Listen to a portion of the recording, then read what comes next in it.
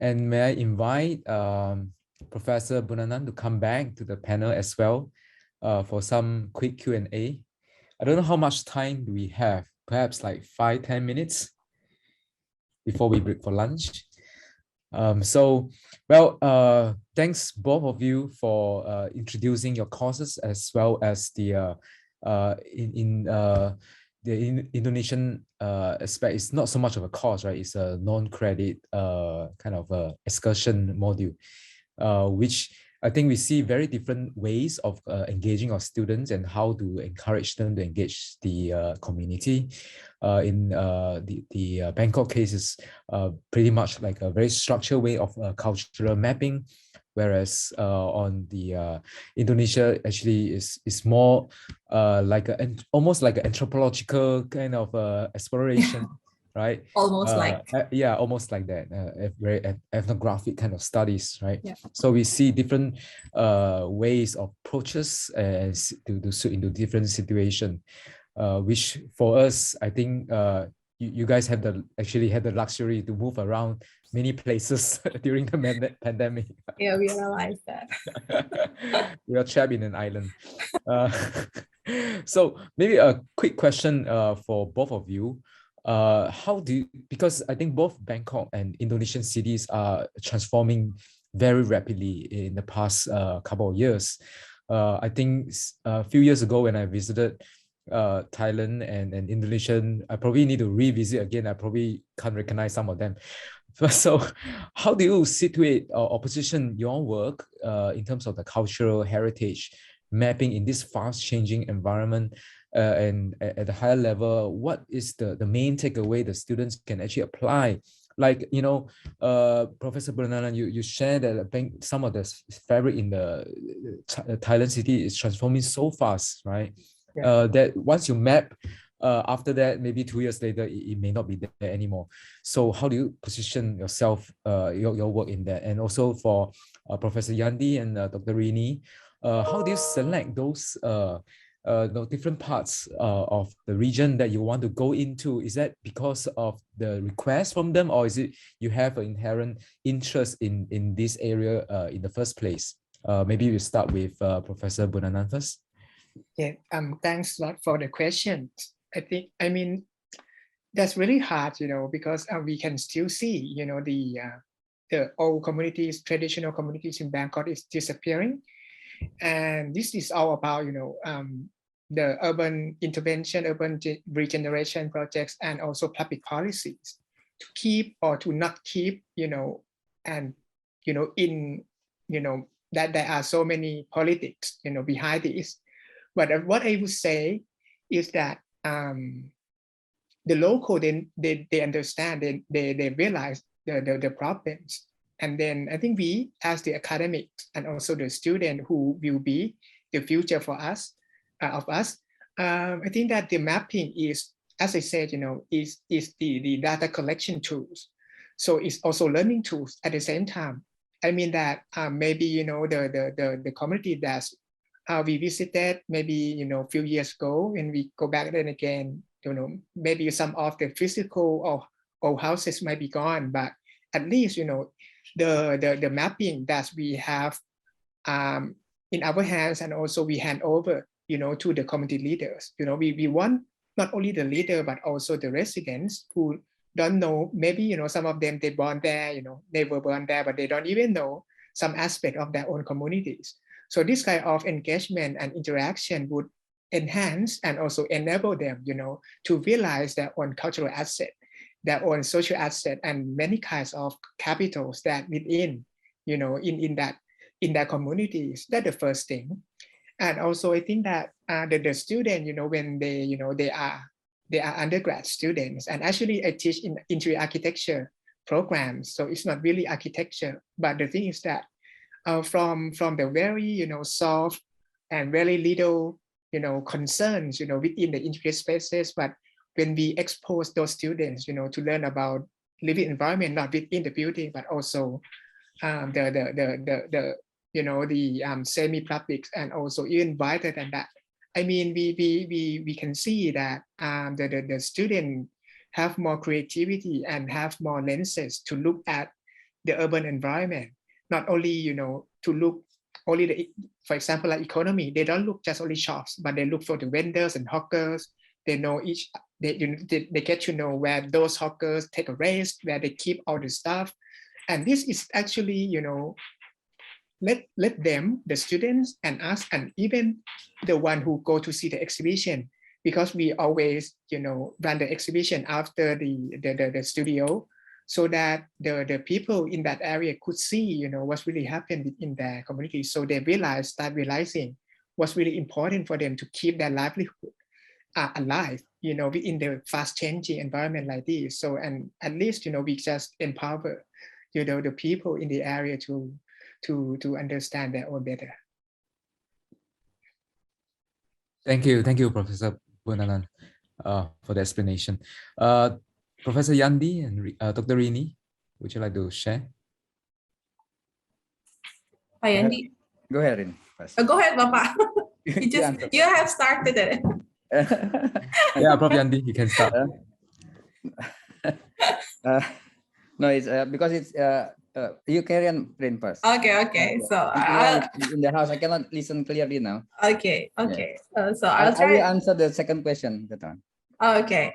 So if you see the outputs delivered by the students, I think that you can see that they are trying to represent the result in a really good representation, including mappings, diagrams, and so on. But I believe that they get that skills and know-how. It's not only from the excursion only. I mean, excursion is just an exercise to implement what they have. I mean, they have a long track of learning since the first year until the last year, and then at this is a chance for them just to show what they have actually. So including mappings, making diagrams, and then this kind of thing which is I think really important for the students so that they know how to actually use the skills when they are on site, and then when they have to deliver it as an output. I mean, that way they learn how to identify important things in the society or in the community, meaningful things for the community, or important infrastructures, or important local sources or resources, natural resources. So in that way, it's like a complete exercise for them just to show what they have learned actually as a learning process. And then in my opinion, that it would be this kind of mapping practice would be an important part of documenting our built environment. You have mentioned about the rapid transformation in our cities or in our in every region in Indonesia. I think experience that kind of changing or transformation. But so yeah, in that way, I think what the students do is actually contributing a slice of a story, or a history that can construct the whole knowledge about it. I mean, partly. Maybe Payan, you want to add some things about this regarding the selection of the selection of the student, the selection of the place. Yeah, selection of the place. The place, yes. I think I will answer the second question as well, because it's almost Friday time in my place now. First, for the place, it really depend on them. So we provide them a place, like discussion place and so on. Usually they do it at night time. So it's like annual activities for them.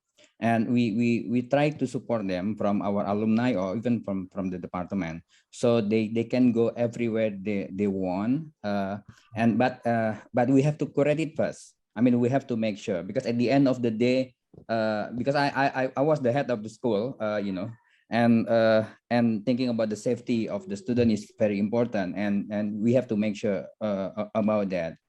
So it's not easy. There's a time that is when we trying to reach them in a place, what's it called, Capri, Kepulauan Riau, archipelago in nearby Batam. Sea tribe. We went there, and just we landing in the airport. One of the parents call us.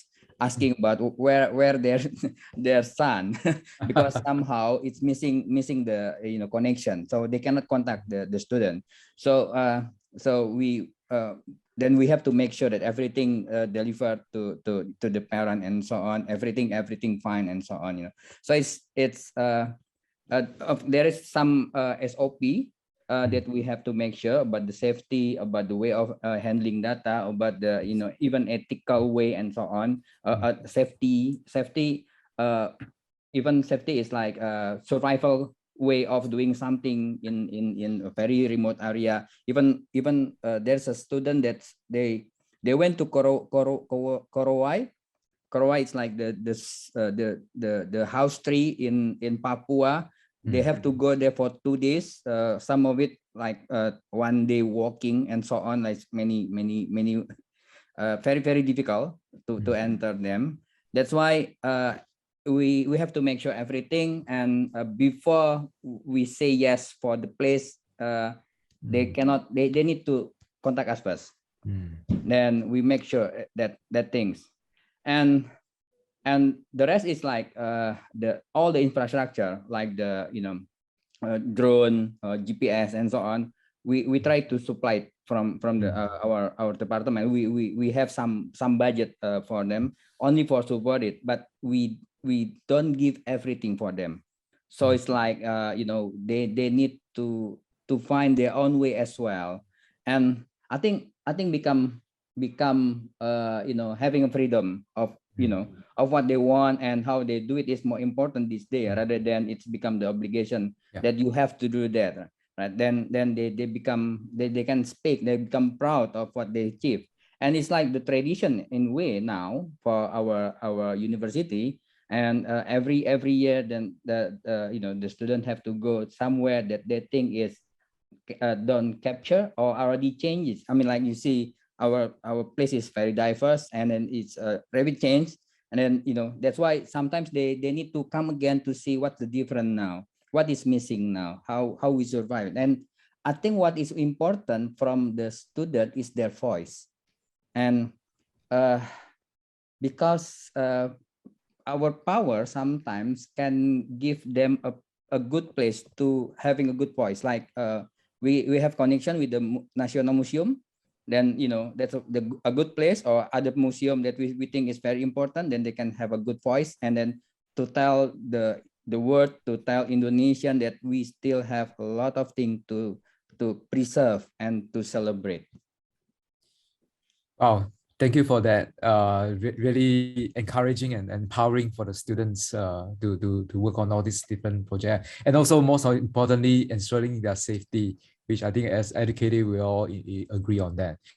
There are a couple of questions on the chat, so maybe I will just highlight some of them. You can feel free to answer. First question is from Mucham Chokora for Professor Bunanan, regarding the idea that how do you map the social conflict at the community, and what is the kind of role that the university or student take on to solve the conflict? Or so that's one question. Maybe I'll go on to the other question. So maybe you can also Professor Yandi and Dr. Rini can also address. From Professor Tan Peng Kiang, it's heartening to know all this amazing work by the students. So she want to know like whether or not what motivates the student to join this, because it's not credit for their work, right? And whether or not it can be actually a credit summer course. What's the pros and cons of making this kind of courses for credit? I think Professor Wong Yin-chi also asked that this is very good comparison between urban and rural community in terms of methodology of mapping and anthropological, ethnological. So do you agree that we might need to develop a new kind of imaging other than what Kevin Lynch was proposing? And how would that look like for this community? Maybe Professor Banana want to start first? Yeah. I think we experienced that, the internal social conflicts, but we need to make sure and equip our students first that we are from university, we come to learn from you, and we are not going to be involved in any conflicts. But from like a social phase, you know, when you just get into the community, they may the local, they may not just, you know, speak to you and give you some story behind those practices and actions that they were experiencing before. But at least, you know, we still have to tell and train our students to make sure that they are in the neutral position, you know, even though they speak too much about this with the local leaders and maybe some of the community resident, they might not be in the opposite side, you know, from the leader. So that's it. I think it's very, you know, natural, you know, it's very easy to see that. But at least, you know, we cannot be like a social glue, you know, to make them together again. But at least, I guess, once we got some like a design proposal without any bias, without any support towards any particular social groups, because we have, you know, various, you know, design proposal offered, you know, to the community. So then they may get to have the dialogues and conversation among them. They might to get to know each other better. But it's just my you know, romantic imagination that our work would, you know, solve some of the social problems. But actually, I think the student need to be very careful about this. Dr. Rini? Yeah, sorry. That was regarding why it is not credited, credit or right? non-credit. Credit or non-credit, yeah. Actually, we have discussed it with the alumni as well about making it as a credit, actually, and then what they think about it. And then, you know, if you have teams like 60%, and then you have to peer assess your team and then know better whether they are performing okay or not okay, whether they are free riders or not. It's very difficult. And also for us as lecturers, how do we see them actually, what kind of works they perform? We cannot differentiate it easily. I mean, it's really hard. And they also think about when they join this, they actually have it is voluntarily work. So it should be then from their initiative. And if they are aiming for score or grading or for the credits, maybe the intention would be different, and the result, yeah, we don't know how they would manage among themselves due to different reasons of joining it. So it's a bit tricky. But then, yeah, what motivates them? It's the pride of each excursion. So they have like, we should be better from the last year. It's Wow. true. We've been asking them many times whether you know, we give them a credit or not, you know, whether it's become a summer course or not. Then they reject that idea. They're proud to what happened now. They're proud about, you know, voluntary go there and while they are young, and having that freedom to do something important from their side, not from our own thinking, which is I think we have to respect that. That's why we keep that zone in our university, that you know, freedom of thinking, freedom of what is they think is right. I think is very important these days, rather than, you know, all the regulation which is maybe not necessarily important for them. Wow. Thanks for sharing that, because personally I'm also struggling between the credit cost and uncredited cost. Well, you see different kind of dynamics in the team, right? Yeah. Yeah. So Prof. Andy, maybe you can continue to address Prof. Wong, YC Wong's question on the imaging of the cities.